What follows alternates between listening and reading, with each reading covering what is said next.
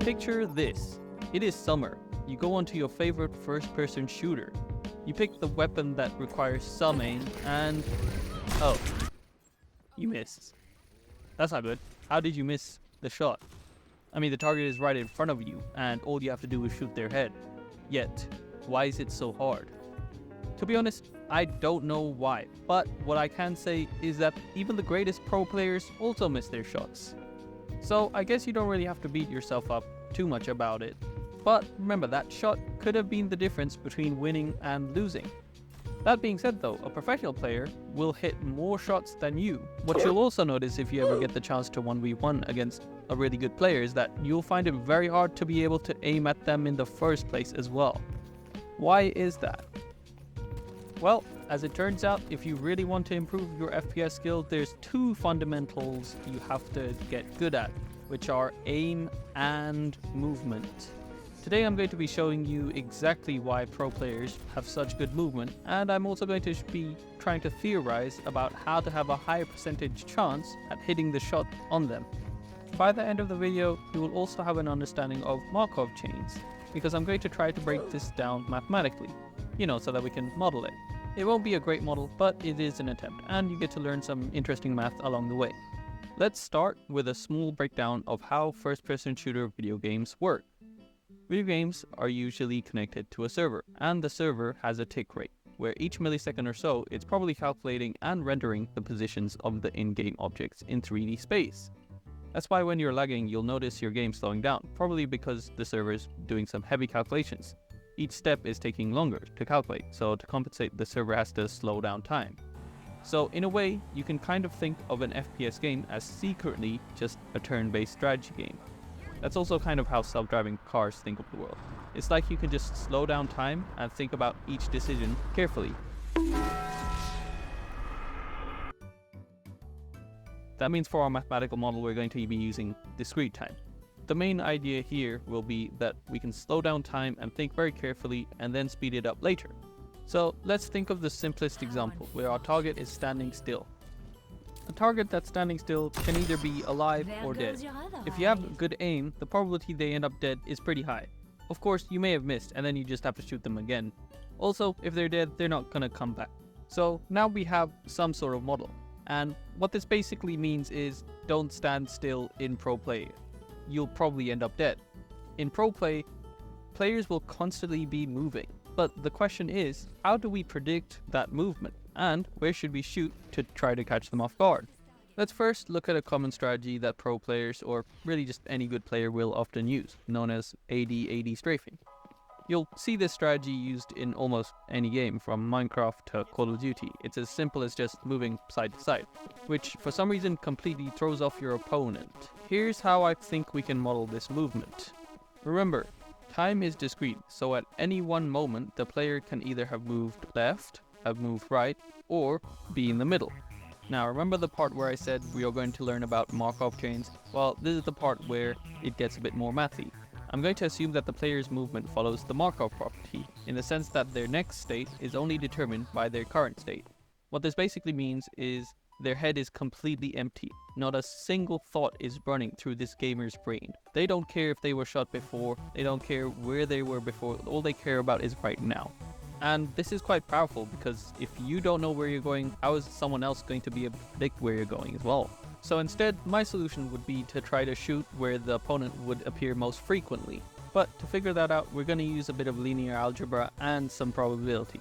I'm going to start by constructing this graph, which suggests that the player has a 0.2 chance of standing still on each node, and then the rest you can work out pretty easily. Then we can construct a table which shows how each of the nodes is connected to itself and connected to others, and the probability of going from one node to the other. Now, for some reason it happens that when you take a row vector that has a 1 from where you want your player to start moving from, and a 0 everywhere else, and you matrix multiply this row vector with our table, you get a new vector whose entries just so happen to be the probability that the enemy player lands on the node after one step. Pretty useful, right? Well, if we matrix multiply again, we actually also get the probability after 2 steps as well. And we can do this again and again, and for n infinity basically. But if you do take it to infinity, you'll notice that the probabilities start to converge. And you'll see that the highest probability is in the middle. So if you want to aim at someone who's 80 strafing against you, you'll probably want to shoot them in the middle of their strafe, since in the long term, that's where they're most likely to be caught off guard. In practice, this is true. Pro players have figured out that shooting in the middle of someone's 80-80 strafe is usually the best bet. But while it's cool that we've basically made an algorithm that can help us decipher where the sweet spot to hit a pro player's movement is, remember, it does depend on the graph and the probabilities of the player moving from node to node. However, the algorithm isn't exactly perfect. For example, look at what happens when we expand the range of the 80-80 strafe, making it wider. The 3 middle nodes seem to all have equal probability, and are higher than the edge nodes. So, in this case, you would also want to shoot any one of the 3 middle nodes. However, the edge nodes are probably to be avoided. This graph could also help explain why jiggle peeking might be useful, because the edge probability suggests predicting someone who's jiggle peeking is quite unpredictable. Let's try to analyze even more pro play. We've given the pro player access to the A and D keys. What happens if we also give them access to the crouch key?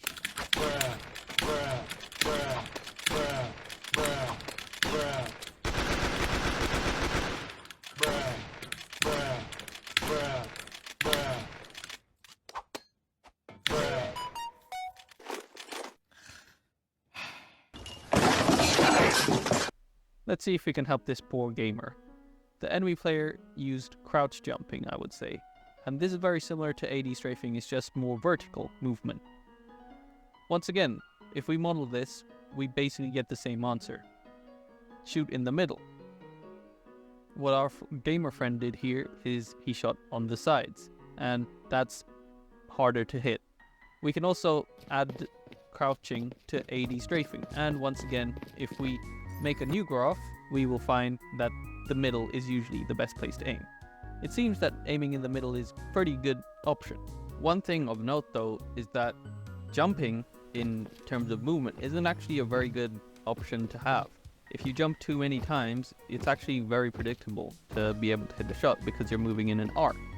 And so the movement of jumping kind of actually breaks the Markov property. So what I'm going to do is I'm going to put it in its own separate node where it's connected to every single node. But if you jump, I'm guessing if a pro player has really trained their aim on the jumping mechanic, they'll probably be able to shoot you when you jump pretty easily. Of course, sometimes jumping does still catch players off guard anyway. So you can still use it, but you have to really use it quite rarely. In the long term though, what happens if we add a predictable movement node is that eventually the player would end up dying because they move predictably. This kind of makes sense and tells us that if we want to be good at aiming, we want to practice having good accuracy on predictable movement, really. We don't really have a perfect definition of what predictable movement is, but I'm going to say it's anything that doesn't follow the Markov property. This can be stuff like moving out of spawn in a straight line, going in a straight line towards a health pack, or trying to help out a teammate, or using an ability that has a predictable arc. These are things you can actually practice aiming in trainers, and this is what pro players will probably do as well. But before I summarize our learnings, let's move on to the grand theorem that I want to explain in this video. The theorem can be summarized with one phrase. A drunk man will find his way home, but a drunk Valking Mercy Rain may get lost forever. In our terms, what this basically means is that if we set a player onto one point and allow them to move forward, backwards, left and right in 2D space, then they'll eventually return. However, if we give them the ability to also move up and down, we don't have any guarantee that they will return to that point again, in 3D space, that is. Basically, a person random walking in 3D is a lot harder to predict than a person random walking in 2D. Because in 2D, if you've seen them once, you know that you'll at least be able to see them another time. However, in 3D, there's absolutely no guarantee they're coming back. They're basically lost to the void. The reason why this is basically due to nodes being either recurrent or transient. And effectively what we can do to figure out whether it's recurrent or transient is figure out the return probability, which is either equal to 1 or less than 1. But this maths gets quite complicated with infinite sums and expectations and stuff like that. So I'm just gonna leave it to a math maniac video that explains it much better than me and try to apply this to our actual use case instead. Basically, what I think this theorem suggests is that if we're on the movement side of things, then we want to be able to have as many degrees of freedom as possible. We want to be able to move in as many ways as possible. This means you want to master your movement abilities on whatever character you're playing. You also want to master any special movement techs within your game by following guides. Stuff like wall jumping on Wrecking Ball in Overwatch, or Reddit Lucio rollouts, or rollouts in Apex Legends, stuff like that. Anything that can add to your movement capabilities, because it makes you more unpredictable if you're possibly going in 8 different directions compared to 4 different directions. If you're on the aiming side of things, you probably want to try and conserve your ammo until the other player moves more predictably. When they are moving more unpredictably, you probably want to try to find the sweet spot in whichever movement they're doing, unless it's the Valkyrie Mercy, in which case you can still shoot as many times as you want, but you want to find a better target to be aiming at. Also, you probably want to train your muscle memory to make sure that your accuracy is really good for when someone does move predictably. And that's pretty much all I can think of for a summary of what I've tried to investigate during this video. I hope you enjoyed it.